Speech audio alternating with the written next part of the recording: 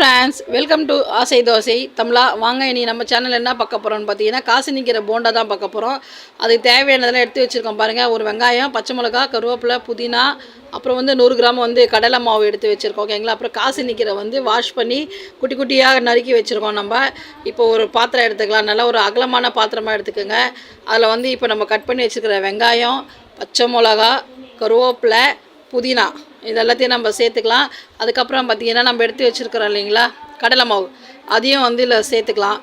சேர்த்துட்டு இதுக்கப்புறம் என்ன பண்ணலான்னு பார்த்திங்கன்னா, நம்ம கட் பண்ணி வச்சுருக்கிற காசு நிற்கிற அதுவும் இந்த கடலை மாவோடு சேர்த்து மிக்ஸ் பண்ணிக்கலாம்.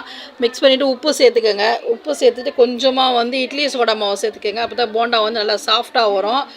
அதுக்கப்புறம் பார்த்திங்கன்னா, சிலர் முட்டை கூட சேர்க்கலாம். முட்டை சேர்த்திங்கன்னா ஆப்பு சோடா மாவு சேர்க்க தேவையில்லை. ஏதாவது ஒன்று சேர்த்தா போதும்.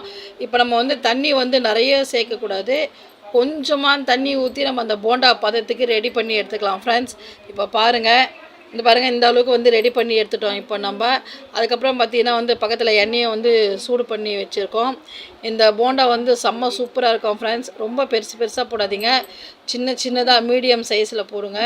செம்ம டேஸ்ட்டாக இருக்கும் ஃப்ரெண்ட்ஸ். நம்ம போட்டுட்டு பார்க்கலாம். போட்டுட்டு எப்பவும் சொல்கிற மாதிரி தான், உடனே திருப்பாதீங்க. ஒரு 2 மினிட்ஸ் இருக்கட்டும். அதுக்கப்புறம் ஃப்ரண்ட் அண்ட் பேக் நல்லா சவுற வச்சு நம்ம எடுக்கலாம் ஃப்ரெண்ட்ஸ். நல்லா டேஸ்ட்டாக இருக்கும் ஃப்ரெண்ட்ஸ். நல்லா சாஃப்டாக இருக்கும். ஸ்நாக்ஸாகவும் சாப்பிட்லாம். இப்போ நம்ம சாம்பார் வச்சுருக்கோம், தொட்டுக்க எதுவும் இல்லைன்னா இதை சேர்த்து கூட சாப்பிட்லாம். செம்மையாக இருக்கும். அங்கே பாருங்கள், பார்க்குறப்பயே உங்களுக்கு தெரியும் நல்லா ஒரு சாஃப்டாக இருக்குது. இப்போ நம்ம எடுத்துடலாம். எண்ணெய்லாம் ஃபில்ட்ரு பண்ணி நம்ம இப்போ எடுத்துடலாம் ஃப்ரெண்ட்ஸ். எடுத்து ஒரு பிளேட்டில் வச்சுக்கலாம். பாருங்கள், நம்மளுடைய காசு நிற்கிற போண்டா சூப்பராக ரெடி ஆகிடுச்சு. நீங்களும் இந்த மாதிரி செஞ்சு சாப்பிட்டு பார்த்துட்டு எப்படி இருக்குன்னு சொல்லுங்கள். இந்த வீடியோ உங்களுக்கு பிடிச்சிருந்துச்சா லைக் பண்ணுங்கள், ஷேர் பண்ணுங்கள், கமெண்ட் பண்ணுங்கள். ஆசை தோசை தமிழா சேனலுக்கு சப்போர்ட் பண்ணுங்கள்.